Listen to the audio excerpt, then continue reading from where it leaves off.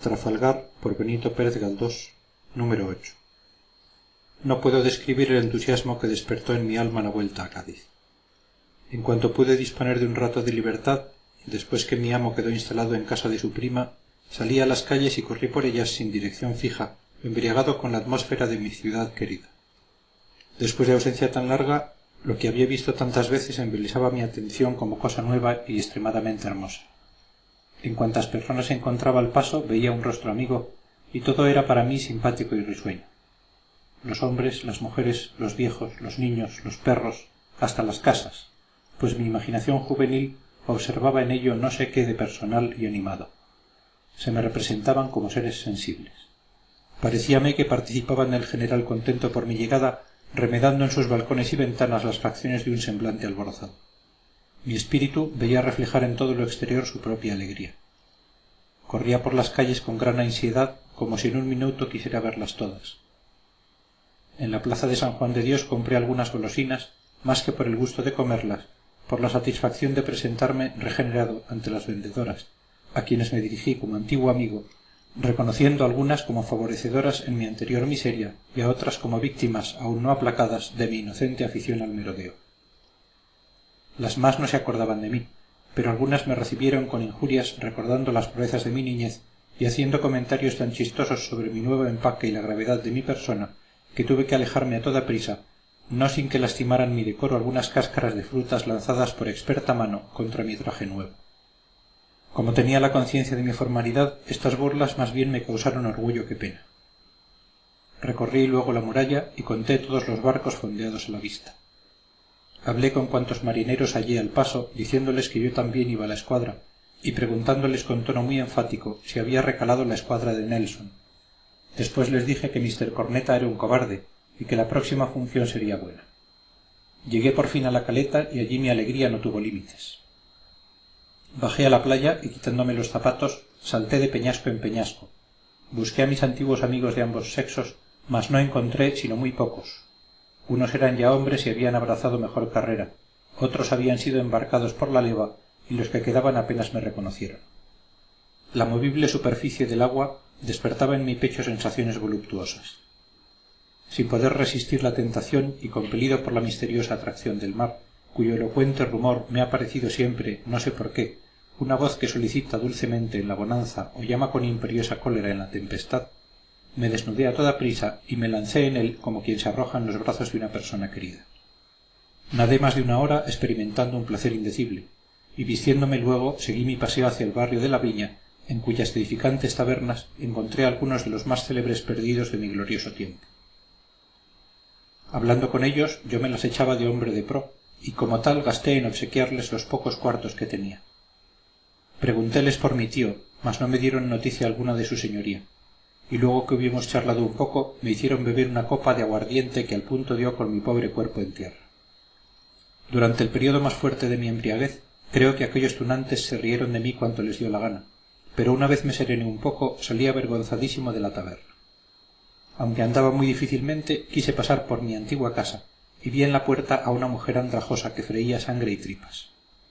Conmovido en presencia de mi morada natal no pude contener el llanto, lo cual visto por aquella mujer sin entrañas se le figuró burla o estratagema para robarle sus frituras. Tuve por tanto que librarme de sus manos con la ligereza de mis pies, dejando para mejor ocasión el desahogo de mis sentimientos. Quise ver después la catedral vieja, a la cual se refería uno de los más tiernos recuerdos de mi niñez, y entré en ella. Su recinto me pareció encantador, y jamás he recorrido las naves de templo alguno con tan religiosa veneración. Creo que me dieron fuertes ganas de rezar, y que lo hice en efecto, arrodillándome en el altar donde mi madre había puesto un exvoto por mi salvación. El personaje de cera que yo creía en mi perfecto retrato estaba allí colgado, y ocupaba su puesto con la gravedad de las cosas santas, pero se me parecía como un huevo a una castaña. Aquel muñequito que simbolizaba la piedad y el amor materno me infundía sin embargo el respeto más vivo. Recé un rato de rodillas acordándome de los padecimientos y de la muerte de mi buena madre, que ya gozaba de Dios en el cielo. Pero como mi cabeza no estaba buena a causa de los vapores del maldito aguardiente, al levantarme me caí, y un sacristán empedernido me puso bonitamente en la calle. En pocas zancadas me trasladé a la del Fideo, donde residíamos, y mi amo, al verme entrar, me reprendió por mi larga ausencia. Si aquella falta hubiera sido cometida ante doña Francisca no me habría librado de una fuerte paliza, pero mi amo era tolerante y no me castigaba nunca, quizás porque tenía la conciencia de ser tan niño como yo. Habíamos ido a residir en casa de la prima de mi amo, la cual era una señora, a quien el lector me permitirá describir con alguna prolijidad, por ser tipo que lo merece. Doña Flora de Cisniega era una vieja que se empeñaba en permanecer joven. Tenía más de 50 años, pero ponía en práctica todos los artificios imaginables para engañar al mundo, aparentando la mitad de aquella cifra aterradora. Decir cuánto inventaba la ciencia y el arte en armónico consorcio para conseguir tal objeto no es empresa que corresponde a mis escasas fuerzas. Enumerar los rizos, moñas, lazos, trapos, adobos, bermellones, aguas y demás extraños cuerpos que concurrían a la grande obra de su monumental restauración fatigaría más la diestra fantasía. Quédese esto, pues, para las plumas de los novelistas, si es que la historia, buscadora de las grandes cosas, no se apropia tan hermoso asunto. Respecto a su físico, lo más presente que tengo es el conjunto de su rostro, en el que parecían haber puesto su Rosicler todos los pinceles de las academias presentes y pretéritas. También recuerdo que al hablar hacía con los labios un mohín, un repliegue, un mimo, cuyo objeto era o achicar con gracia la descomunal boca o tapar el estrago de la dentadura, de cuyas filas desertaban todos los años un par de dientes. Pero aquella supina estratagema de la presunción era tan poco afortunada que antes la afeaba que la embellecía. Vestía con lujo, y en su peinado se gastaban los polvos por almudes, y como no tenía malas carnes, a juzgar por lo que pregonaba el ancho escote y por lo que dejaban transparentar las gasas, todo su empeño consistía en lucir aquellas partes menos sensibles a la injuriosa acción del tiempo, para cuyo objeto tenía un arte maravilloso. Era doña Flora persona muy prendada de las cosas antiguas, muy devota, aunque no con la santa piedad de mi doña Francisca, y grandemente se diferenciaba de mi ama, pues así como ésta aborrecía las glorias navales, aquella era entusiasta por todos los hombres de guerra en general y por los marinos en particular. Inflamada en amor patriótico, ya que en la madurez de su existencia no podía aspirar al calorcillo de otro amor, y orgullosa en extremo como mujer y como dama española, el sentimiento nacional se asociaba en su espíritu al estampido de los cañones y creía que la grandeza de los pueblos se medía por libras de pólvora. Como no tenía hijos, ocupaba en su vida los chismes de vecinos, traídos y llevados en pequeño círculo por 2 o 3 cotorrones como ella, y se distraía también con su sistemática afición a hablar de las cosas públicas. Entonces no había periódicos, y las ideas políticas, así como las noticias, circulaban de viva voz, desfigurándose entonces más que ahora, porque siempre fue la palabra más mentirosa que la imprenta. En todas las ciudades populosas, y especialmente en Cádiz, que era entonces la más culta, había muchas personas desocupadas que eran depositarias de las noticias de Madrid y París, y las llevaban y traían diligentes vehículos, enorgulleciéndose con una misión que les daba gran importancia. Algunos de estos, a modo de vivientes periódicos, concurrían a casa de aquella señora por las tardes, y esto, además del buen chocolate y mejores bollos, traía a otros ansiosos de saber lo que pasaba. Doña Flora, ya que no podía inspirar una pasión formal ni quitarse de encima la gravosa pesadumbre de sus 50 años, no hubiera trocado aquel papel por otro alguno, pues el centro general de las noticias casi equivalía en aquel tiempo a la majestad de un trono.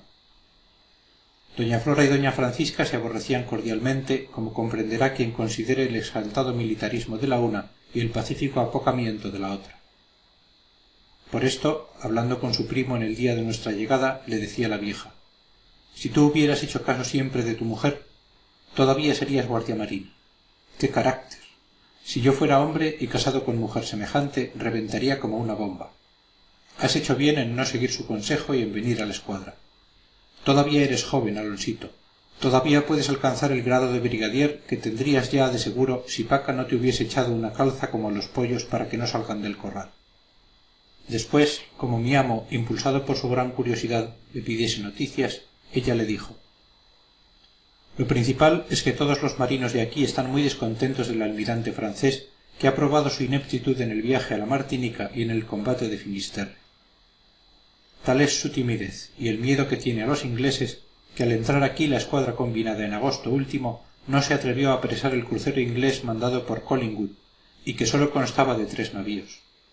Toda nuestra oficialidad está muy mal por verse obligada a servir a las órdenes de semejante hombre. Fue Gravina a Madrid a decírselo a Godoy, previendo grandes desaires si no ponía al frente de la escuadra un hombre más apto. Pero el ministro le contestó cualquier cosa porque no se atreve a resolver nada, y como Bonaparte anda metido con los austríacos, mientras él no decida. Dicen que éste también está muy descontento de Villeneuve y que ha determinado destituirle, pero entre tanto. Napoleón debiera confiar el mando de la escuadra a algún español, a ti por ejemplo, Alonsito, dándote 3 o 4 grados de mogollón que a fe bien merecidos los tienes. Oh, yo no soy para eso, dijo mi amo con su habitual modestia. O a Gravina o a Churruca, que dicen que es tan buen marinero. Si no, me temo que esto acabará mal. Aquí no pueden ver a los franceses. Figúrate que cuando llegaron los barcos de Villeneuve carecían de víveres y municiones, y en el arsenal no se las quisieron dar. Acudieron en queja a Madrid, y como Godoy no hace más que lo que quiere el embajador francés, Messier de Bernouville, dio orden para que se entregara a nuestros aliados cuanto necesitasen. Mas ni por esas. El intendente de marina y el comandante de artillería dicen que no darán nada mientras Villeneuve no lo pague en moneda contante y sonante. Así, me parece que está muy bien parlado. Pues no falta más sino que esos señores con sus manos lavadas se fueran a llevar lo poco que tenemos. Bonitos están los tiempos. Ahora cuesta todo un ojo de la cara. La fiebre amarilla por un lado y los malos tiempos por otro han puesto a Andalucía en tal estado que toda ella no vale una aljofifa. Y luego añada usted a esto los desastres de la guerra. Verdad es que el honor nacional es lo primero y es preciso seguir adelante para vengar los agravios recibidos. No me quiero acordar de lo del cabo de Finisterre, donde por cobardía de nuestros aliados perdimos el Firme y el Rafael, 2 navíos como 2 soles, ni de la voladura del Real Carlos, que fue una traición tal que ni entre moros berberiscos pasaría igual, ni el robo de las 4 fragatas, ni del combate del cabo de... ¿Lo que es eso?, dijo mi amo interrumpiéndola vivamente. Es preciso que cada cual quede en su lugar. Si el almirante Córdoba hubiera mandado virar por... Sí, ya sé, dijo doña Flora, que había oído muchas veces lo mismo en boca de mi amo. Habrá que darles la gran paliza y se la daréis. Me parece que vas a cubrirte de gloria. Así haremos rabiar a Paca. Yo no sirvo para el combate, dijo mi amo con tristeza. Vengo tan solo a presenciarlo por pura afición y por el entusiasmo que me inspiran nuestras queridas banderas. Al día siguiente de nuestra llegada recibió mi amo la visita de un brigadier de marina amigo antiguo, cuya fisonomía no olvidaré jamás, a pesar de no haberle visto más que en aquella ocasión. Era un hombre como de 45 años, de semblante hermoso y afable, con tal expresión de tristeza que era imposible verle sin sentir irresistible inclinación a amarle. No usaba peluca, y sus abundantes cabellos rubios, no martirizados por las tenazas del peluquero para tomar la forma de ala de pichón, se recogían con cierto abandono en una gran coleta y estaban inundados de polvos con menos arte del que la presunción propia de la época exigía. Eran grandes y azules sus ojos, su nariz muy fina, de perfecta forma y un poco larga, sin que esto le afeara, antes bien, parecía ennoblecer su expresivo semblante. Su barba, afeitada con esmero, era algo puntiaguda, aumentando así el conjunto melancólico de su rostro oval, que indicaba más bien delicadeza que energía. Este noble continente era realzado por una urbanidad en los modales, por una grave cortesanía de que ustedes no pueden formar idea, por la estirada fatuidad de los señores del día, ni por la movible elegancia de nuestra dorada juventud. Tenía el cuerpo pequeño, delgado y como enfermizo. Más que guerrero aparentaba ser hombre de estudio, y su frente, que sin duda encerraba altos y delicados pensamientos, no parecía la más propia para arrostrar los horrores de una batalla. Su endeble constitución, que sin duda contenía un espíritu privilegiado, parecía destinada a sucumbir conmovida al primer choque. Y sin embargo, según después supe, aquel hombre tenía tanto corazón como inteligencia. Era Churruca. El uniforme del héroe demostraba, sin ser viejo ni raído, algunos años de honroso servicio. Después, cuando le oí decir, por cierto sin tono de queja, que el gobierno le debía 9 pagas, le expliqué aquel deterioro. Mi amo le preguntó por su mujer, y de su contestación deduje que se había casado poco antes, por cuya razón le compadecí, pareciéndome muy atroz que se le mandara al combate en tan felices días. Habló luego de su barco, el San Juan Nepomuceno, al que mostró igual cariño que a su joven esposa, pues según dijo, él lo había compuesto y arreglado a su gusto por privilegio especial, haciendo de él uno de los primeros barcos de la Armada Española. Hablaron luego del tema ordinario en aquellos días, de si salía o no salía la escuadra, y el marino se expresó largamente con estas palabras, cuya sustancia guardo en la memoria, y que después, con datos y noticias históricas, he podido restablecer con la posible exactitud. El almirante francés, dijo Churruca, no sabiendo qué resolución tomar, y deseando hacer algo que ponga en olvido sus errores, se ha mostrado desde que estamos aquí partidario de salir en busca de los ingleses. El 8 de octubre escribió a Gravina, diciéndole que deseaba celebrar a bordo del Bucentauro un consejo de guerra para acordar lo que fuera más conveniente. En efecto, Gravina acudió al consejo llevando al teniente general Álava, a los jefes de escuadra Escaño y Cisneros, al brigadier Galiano y a mí. De la escuadra francesa estaban los almirantes Dumanoir y Magon, y los capitanes de navío Cosmao, Maestral, Villiegris y Prigny. Habiendo mostrado a Villeneuve el deseo de salir, nos opusimos todos los españoles. La discusión fue muy viva y acalorada, y Alcalá Galiano cruzó con el almirante Magón palabras bastante duras, que ocasionarán un lance de honor si antes no les ponemos en paz. Mucho disgustó a Villeneuve nuestra oposición, y también en el calor de la discusión dijo frases descompuestas, a que contestó Gravina del modo más enérgico. Es curioso el empeño de esos señores de hacerse a la mar en busca de un enemigo poderoso, cuando en el combate de Finisterre nos abandonaron quitándonos la ocasión de vencer si nos auxiliaran a tiempo. Además, hay otras razones que yo expuse en el consejo, y son que la estación avanza, que la posición más ventajosa para nosotros es permanecer en la bahía, obligándoles a un bloqueo que no podrán resistir, mayormente si bloquean también a Tolón y a Cartagena. Es preciso que confesemos con dolor la superioridad de la marina inglesa por la perfección del armamento, por la excelente dotación de sus buques y sobre todo por la unidad con que operan sus escuadras. Nosotros, con gente en gran parte menos diestra, con armamento imperfecto y mandados por un jefe que descontenta a todos, podríamos sin embargo hacer la guerra a la defensiva dentro de la bahía. Pero será preciso obedecer conforme a la ciega sumisión de la corte de Madrid y poner barcos y marinos a merced de los planes de Bonaparte, que no nos ha dado en cambio de esta esclavitud un jefe digno de tantos sacrificios. Saldremos si se empeña Villeneuve, pero si los resultados son desastrosos, quedará consignada para descargo nuestro la oposición que hemos hecho al insensato proyecto del jefe de la escuadra combinada. Villeneuve se ha entregado a la desesperación. Su amo le ha dicho cosas muy duras, y la noticia de que va a ser relevado le induce a cometer las mayores locuras, esperando reconquistar en un día su perdida reputación por la victoria o por la muerte. Así se expresó el amigo de mi amo. Sus palabras hicieron en mí grande impresión, pues con ser niño yo prestaba gran interés a aquellos sucesos, y después, leyendo en la historia lo mismo de que fui testigo, he auxiliado mi memoria con datos auténticos y puedo narrar con bastante exactitud. Cuando Churruca se marchó, doña Flora y mi amo hicieron de él grandes elogios, encomiando sobre todo su expedición a la América meridional para hacer el mapa de aquellos mares. Según les oí decir, los méritos de Churruca como sabio y como marino eran tantos que el mismo Napoleón le hizo un precioso regalo y le colmó de atenciones. Pero dejemos al marino y volvamos a doña Flora.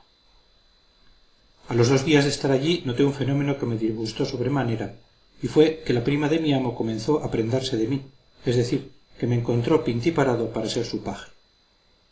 No cesaba de hacerme toda clase de caricias, y al saber que yo también iba a la escuadra, se lamentó de ello, jurando que sería una lástima que perdiese un brazo, pierna o alguna otra parte no menos importante de mi persona si no perdía la vida. Aquella antipatriótica compasión me indignó, y aún creo que dije algunas palabras para expresar que estaba inflamado en guerrero ardor. Mis baladronadas hicieron gracia a la vieja, y me dio 1000 golosinas para quitarme el mal humor. Al día siguiente me obligó a limpiar la jaula de su loro, discreto animal que hablaba como un teólogo y nos despertaba a todos por la mañana gritando «¡Perro inglés! ¡Perro inglés!». Luego me llevó consigo a misa haciéndome cargar la banqueta, y en la iglesia no cesaba de volver la cabeza para ver si estaba por allí. Después me hizo asistir a su tocador, ante cuya operación me quedé espantado viendo el catafalco de rizos y moños que el peluquero armó en su cabeza. Advirtiendo el indiscreto estupor con que yo contemplaba la habilidad del maestro, verdadero arquitecto de las cabezas, doña Flora se rió mucho y me dijo que en vez de pensar en ir a la escuadra debía quedarme con ella para ser su paje. Añadió que debía aprender a peinarla y que con el oficio de maestro peluquero podía ganarme la vida y ser un verdadero personaje. No me sedujeron tales proposiciones y le dije con cierta rudeza que más quería ser soldado que peluquero. Esto le agradó, y como le daba el peine por las cosas patrióticas y militares, redobló su afecto por mí.